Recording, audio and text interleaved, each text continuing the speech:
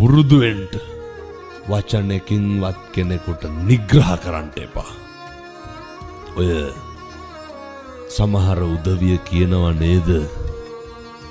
මං ඒ කියන විදිහටම කියන්න.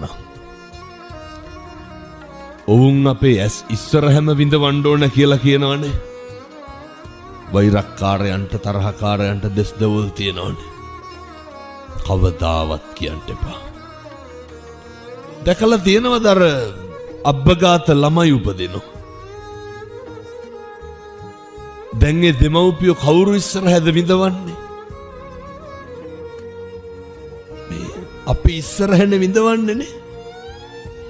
මට ඉන්නවනම් අබ්බගාත දරුවෙක් මම විඳවනවා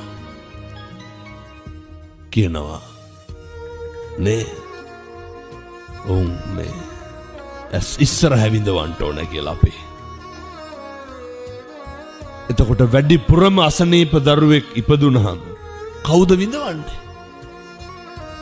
දෙමව්පියෝ. කට තිබ්බට කමක් නැහැ.